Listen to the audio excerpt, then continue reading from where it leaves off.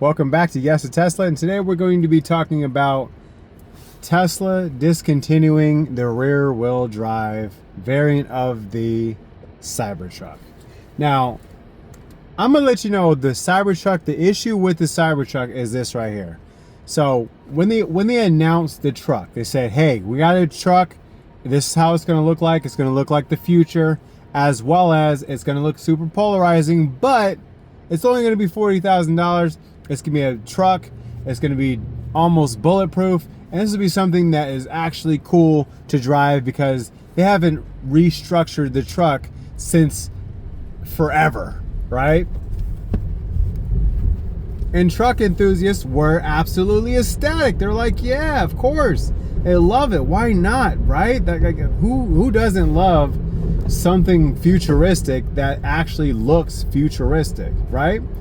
That's where I'm for. I'm for all of that. Then he said, "Hey, the great thing is it'll also be out in about a year or two."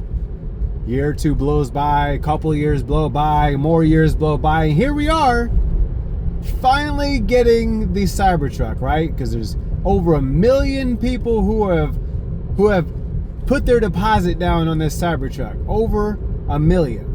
And well under 1 million actually took delivery of this Cybertruck, especially after hearing that it's going to be over $60,000 for their $40,000 truck, you know?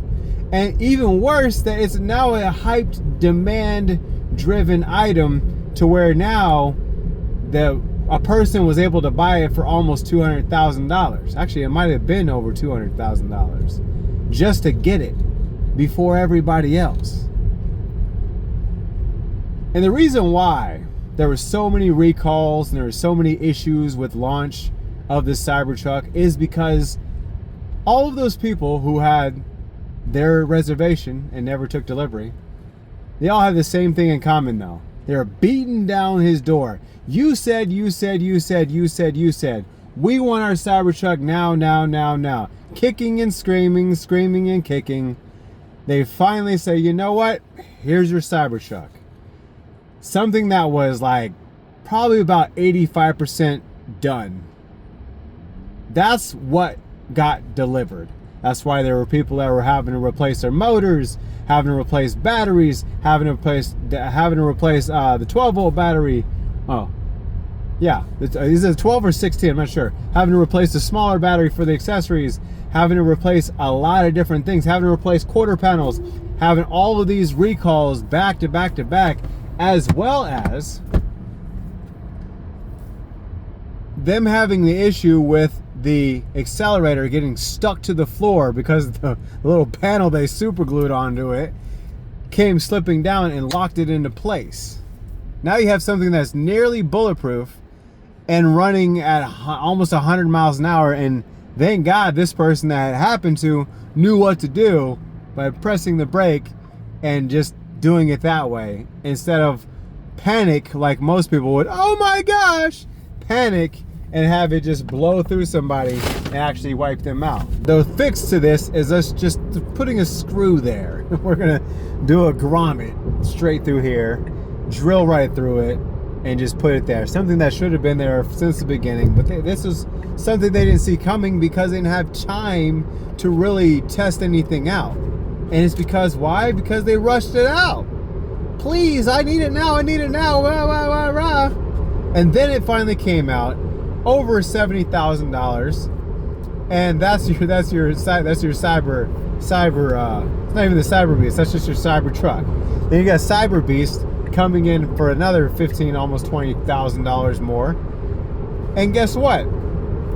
You can't even do truck-related things.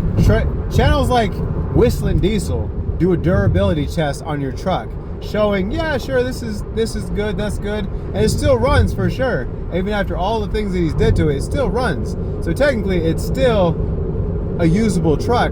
But if you wanted to use it for a truck-related item, he showed you on his channel that literally the back end just broke. It was all plastic back there.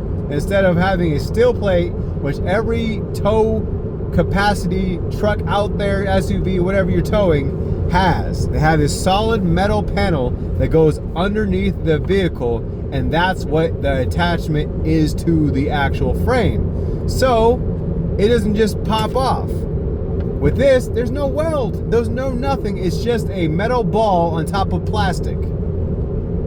Because it was 85% done. They didn't have time to do that. They said, oh, it'll be just fine.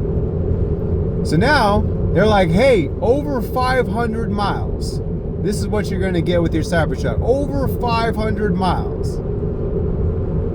Then it came out. Now it's 400. Actual use case is sub 3.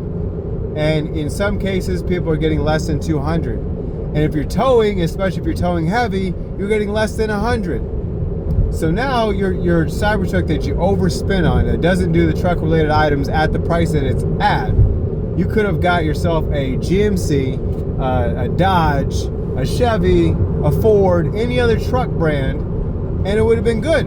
It would have been okay. All of it would have been fantastic.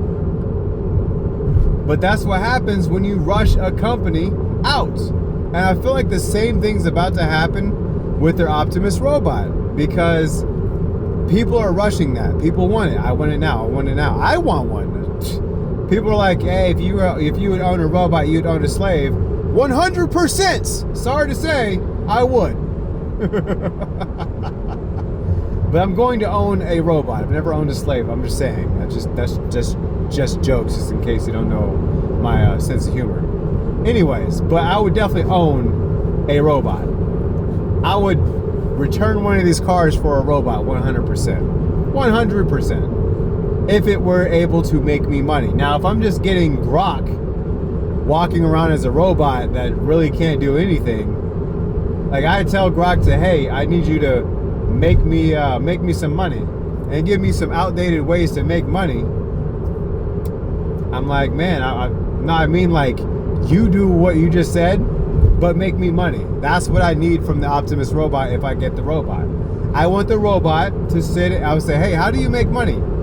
Okay, gives me all the reasons and things and the ways you can make money. Okay, now actively do those things and make me money. Report back to me when you've made $100. That's what I want my robot for. That's an investment, right?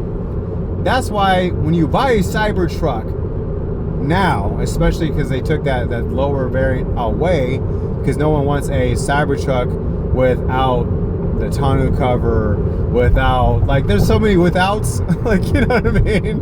Without the ambient lighting, you know, without everything. Just literally a framed truck. And then they're gonna say that this is gonna be $60,000. No, you can get more from a gas-powered, diesel-powered truck than that. Unfortunately, that's how it is when you force a company to put out a product that is not yet ready. They should have stuck it out for longer, because if you've already waited more than 2 or 3 years, what's another year? What's another couple of years? Okay, I get it. People were starting to dump and say, you know what, no. Probably investors were talking to it too and say, no, we need it now. And then they just had to put it out, otherwise risk losing control of the market, I'm guessing. I have no idea. But I do know is you don't want to rush a company that does technology, especially technology that you've made almost bulletproof and you're allowing them to drive around town. You want that to be at 100%. You don't want that to be at 85%. And that's why we've been having so much issues with the Cybertruck, and that's why they took away the rear-wheel drive variant, because no one was going to buy it. We want what you said we would get. We want all of the features, including the range, 100%. We want all of the features, including the range, for $40,000. It's not possible? Okay, then tell us it's not possible. Don't give us a stripped-down Cybertruck and say, hey, it's the best we could do. Something's better than nothing. No, I'll go for a Model Y, model anything other than a Cybertruck at that moment, because if I can't afford to get the best out of my Cybertruck, I'm not going to buy one.